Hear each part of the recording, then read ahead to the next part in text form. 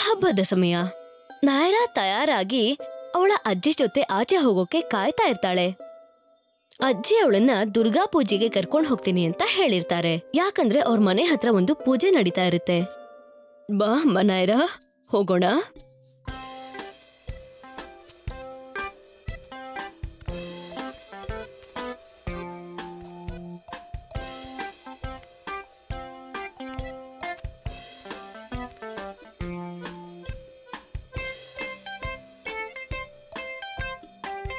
ಅಜ್ಜಿ, ನಾನ್ ನಿಮ್ಮನ್ನೇನೋ ಕೇಳ್ಬಹುದಾ?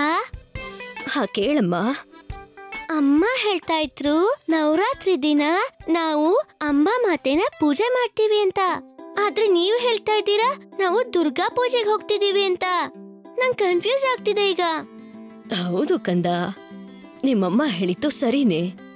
ಅವ್ರು ನಿನಗೆ ಹೇಳಲಿಲ್ವಾ ಈ ಹಬ್ಬನ ನಮ್ಮ ದೇಶದಾದ್ಯಂತ ಬೇರೆ ಬೇರೆ ತರ ಸೆಲೆಬ್ರೇಟ್ ಮಾಡ್ತಾರೆ ಅಂತ? ಹೌದು ಅಜ್ಜಿ, ಅದನ್ನು ಹೇಳಿದ್ರು.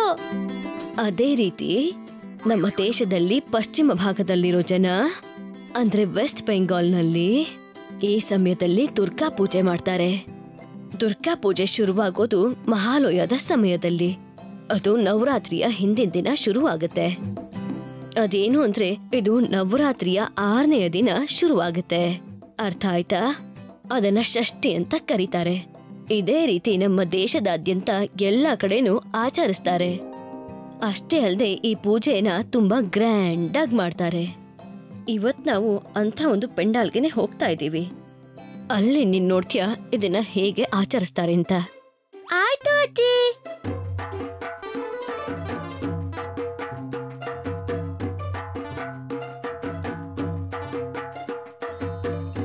ಅದೇನ್ ಸೌಂಡ್ ಅಜ್ಜಿ?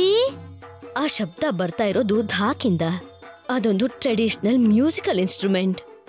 ಹಾಗೆ ಶತಮಾನಗಳಿಂದ ಈ ಆಚರಣೆಯಲ್ಲಿ ಇದನ್ನ ಬಳಸ್ಕೊಂಡೇ ಬಂದಿದ್ದಾರೆ. ಈ ಧಾಕ್ನ ನುಡ್ಸೋರಿಗೆ ಧಾಕಿಗಳು ಅಂತ ಕರೀತಾರೆ. ನಂಗೆ ಈ ಸೌಂಡ್ ತುಂಬಾ ಇಷ್ಟ ಆಯ್ತು ಅಜ್ಜಿ.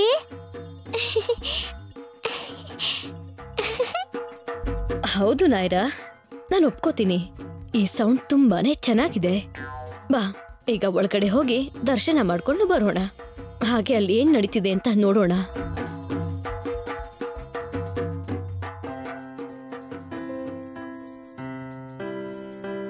ನೋಡು ನಾಯರಾ, ಜನ ಇಲ್ಲಿ ದೇವಿಗೆ ಹೂವನ್ನ ಅರ್ಪಿಸ್ತಾ ಇದ್ದಾರೆ. ಇದನ್ನ ಅವರು ಪ್ರತಿದಿನ ಮಾಡ್ತಾರೆ. ನವರಾತ್ರಿಯ 7ನೇ ದಿನದಿಂದ ಇದನ್ನ ಶುರು ಮಾಡ್ತಾರೆ. ಹಾಗೆ ಅದು ದುರ್ಗಾ ಪೂಜೆಯ 2ನೇ ದಿನ. ಈ ಅರ್ಪಣೆನ ಪುಷ್ಪಾಂಜಲಿ ಅಂತ ಕರೀತಾರೆ, ಅಥವಾ ಹಾಗೆ ಅಂಜಲಿ ಅಂತ. ಇವತ್ತು ನವರಾತ್ರಿಯ 8ನೇ ದಿನ. ಹಾಗೆ ಇದನ್ನ ಅಷ್ಟಮಿ ಅಂತ ಕೂಡ ಕರೀತಾರೆ. ಹಾಗೆ ಇವತ್ತಿನ ದಿನ ನಿನ್ನ ಹಾಗೆ ಪುಟಾಣಿ ಮಕ್ಕಳು ಹೊಸ ಬಟ್ಟೆಗಳನ್ನ ಹಾಕೊಂಡು ಹೂವಿನ ಆಭರಣಗಳನ್ನ ತೊಟ್ಕೋತಾರೆ. ಹಾಗೆ ಅವರು ದೇವರ ಮೂರ್ತಿ ಹತ್ರ ಹೋಗಿ ಪ್ರಾರ್ಥನೆ ಕೂಡ ಮಾಡ್ಕೋತಾರೆ. ಈ ಹೆಣ್ಮಕ್ಳಿಗೆ ಈ ದಿನ ದೇವರ ದರ್ಜೆ ಕೊಡ್ತಾರೆ. ನಾಳೆ ಇಲ್ಲಿ ಒಂದು ಯೂನಿಕ್ ಡಾನ್ಸ್ ಕೂಡ ಇರುತ್ತೆ. ಎಂತ ಡ್ಯಾನ್ಸ್ ಇರುತ್ತೆ ಅಜ್ಜಿ? ಅದನ್ನ ಧುನೂಚಿ ಡಾನ್ಸ್ ಅಂತ ಕರೀತಾರೆ. ಮಣ್ಣಿನ ಮಡಕೆಗಳಲ್ಲಿ ಕೆಂಡಾನ ತುಂಬಿಕೊಂಡು ಅದನ್ನ ಕೈಯಲ್ಲಿ ಹಿಡ್ಕೊಂಡು ಧಾಕ್ನ ತಾಳಕ್ಕೆ ಸರಿಯಾಗಿ ಕುಣಿತಾರೆ.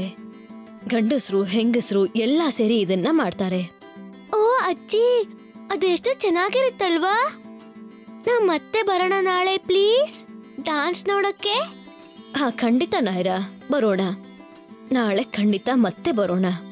ಹಾಗೆ ಜೊತೆಗೆ ನೀನು ಕೂಡ ಕರ್ಕೊಂಡ್ ಬರೋಣ.